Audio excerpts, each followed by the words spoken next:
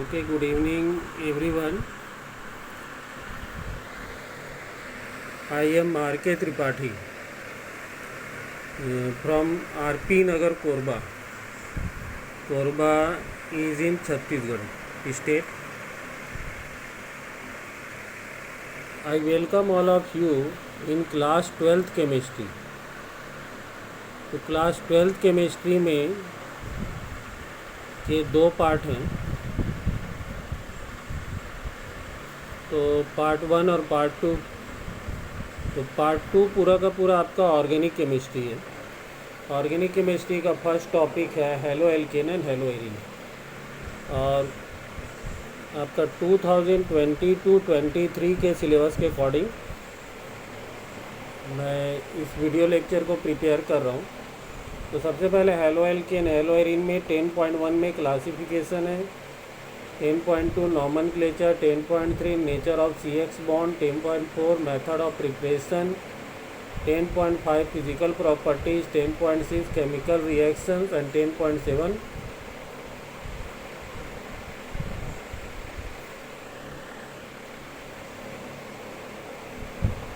Polyhalogen compounds. Actual में इससे syllabus में हेलो एल्केन और हेलो एरिन में से टोटल नंबर ऑफ पीरियड्स 15 और मार्क्स इसके टोटल 6 मार्क्स हैं। तो सबसे पहले हेलो एरिन्स में हमको पढ़ना है नॉमेनक्लेचर, क्लासिफिकेशन सिलेबस से हट गया है, then nature of CX bond, physical and chemical properties, then optical rotation mechanism of substitution reaction.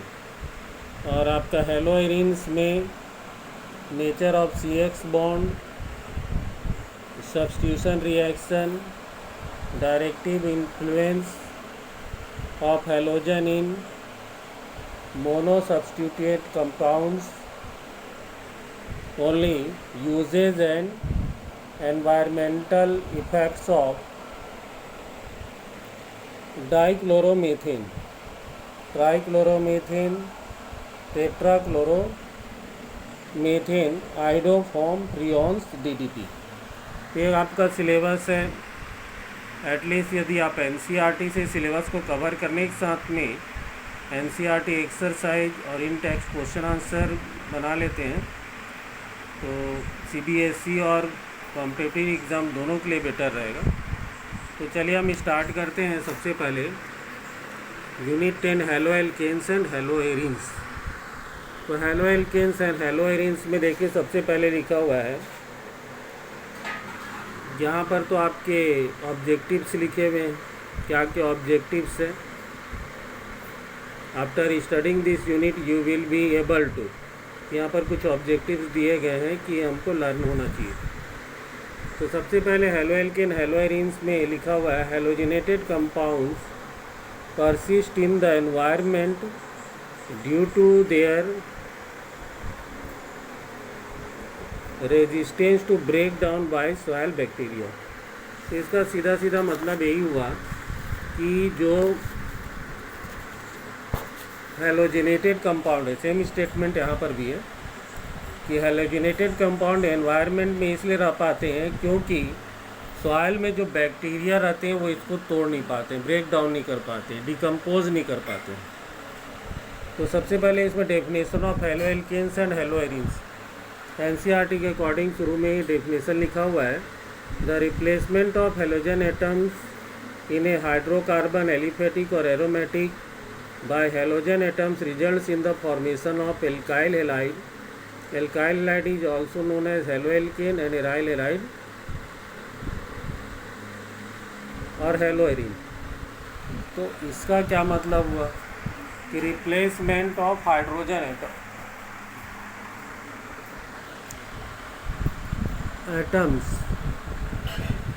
In a hydrocarbon aliphatic और एरोमेटिक बाय हेलोजन एटम।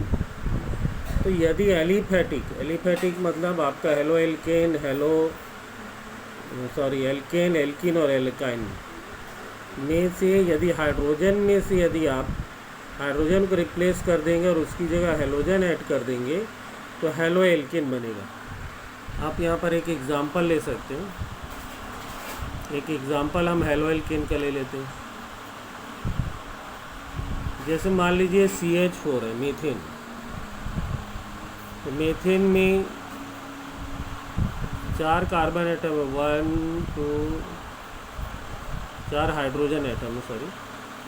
और यदि हम ये हाइड्रोजन एटम को किसी हेलोजन से रिप्लेस कर देते हैं, मान लीजिए कि Cl से, तो जो हमको मिलेगा CH3Cl।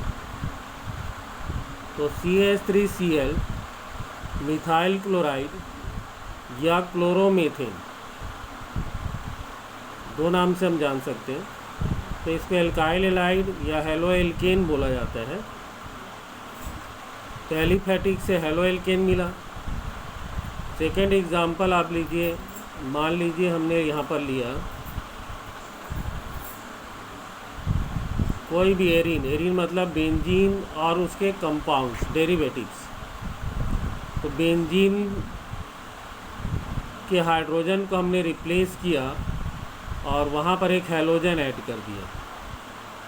ये जो बना आपका क्लोरोबेंजीन। तो ये एक हेलो एरीन हो गया। तो डेफिनेशन में क्या है? The replacement of hydrogen atom in a hydrocarbon aliphatic जैसे मीथेन से आपको हेलो एल्केन मिलेगा, और एरोमेटिक में जैसे बेंजीन से हमने रिप्लेसमेंट किया है तो क्लोरोबेंजीन मिला। Bye halogen atom results in the formation of alkyl halide जैसे CH3Cl। मेथाइल क्लोराइड को हम CH3Cl को हेलो एल्केन बोल सकते हैं। एंड एराइल हैलाइड जैसे क्लोरोबेंजीन को हम हेलो एरीन बोल सकते हैं। अब इसमें हाइब्रिडाइजेशन, तो haloalkane contain halogen atoms attached to the sp3 hybridised. तो आप देखिए CH3Cl में CH3Cl 1 2 3 और Cl, ये तो number of sigma bond 1 2 3 4 sigma bond है।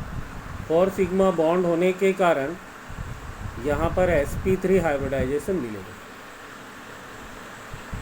तो sp3 हाइब्रिडाइज्ड हो गया। And carbon atom of an alkyl group whereas haloarene contain halogen atom attached to sp2 hybridised carbon atom of an aryl group. जबकि haloarene में ये same चीज़ जो रहता है वो sp2 रहता है। तो sp2 कैसे रहेगा? जैसे मान लीजिए आपने लिया,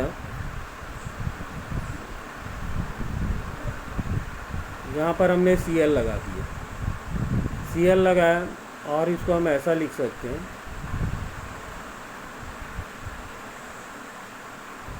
double bond single bond double bond then single bond double bond और उसके बाद में Cl। यहाँ पर आप देखेंगे तो कार्बन के साथ में इधर Cl है और इस तरफ डबल बॉन्ड है और इस तरफ सिंगल बॉन्ड है। तो नंबर ऑफ सिग्मा बॉन्ड 1 2 और यहाँ पर 3 बनेगा, क्योंकि सेकेंड वाला पाई बॉन्ड रहेगा। और 3 सिग्मा बॉन्ड बनने के कारण इसमें sp2 हाइब्रिडाइजेशन होगा। एप्लीकेशंस मतलब कि डेली लाइफ में क्या क्या यूज़ होता है, तो NCERT के अकॉर्डिंग ही है। तो सबसे पहले they are used as solvents for relatively non polar compounds के लिए सॉल्वेंट के लिए यूज़ होता है। जैसे इसका एग्जांपल है CCl4 कार्बन टेट्राक्लोराइड। और the synthesis of organic compound as starting material, मतलब कि जो ऑर्गेनिक कंपाउंड है, बहुत सारे ऑर्गेनिक कंपाउंड को बनाने में भी ये काम आते हैं। Chlorine containing antibiotic chloramphenicol. तो क्लोरमफेनिकॉल एक फेमस एंटीबायोटिक है जो ब्रॉड स्पेक्ट्रम एंटीबायोटिक है। मेन टाइफाइड फीवर के मतलब ट्रीटमेंट में इसका यूज़ होता है। इसके बाद आप देखिए the deficiency of thyroxine hormone हमारे बॉडी के द्वारा बनाया जाता है और इसकी कमी के कारण ग्वाइटर हो जाता है। इसके बाद क्लोरोक्विन मलेरिया के ट्रीटमेंट में काम आता है। फिर हेलोथेन यूज्ड एज एनेस्थीसिया के लिए काम आता है सर्जरी में। कुछ फ्लोरिनेटेड कंपाउंड रहते हैं जो यूज्ड होते हैं potential blood substitute in surgery मतलब एक प्रकार से ब्लड की जगह में इसको यूज़ किया जा सकता है। ये फर्स्ट इसका इंट्रोडक्शन है। इसके बाद सेकेंड 10.2 हम ले रहे हैं। 10.1 क्लासिफिकेशन इस साल हमारे सिलेबस में नहीं है। तो इस वीडियो लेक्चर में इतना ही। Thank you so much.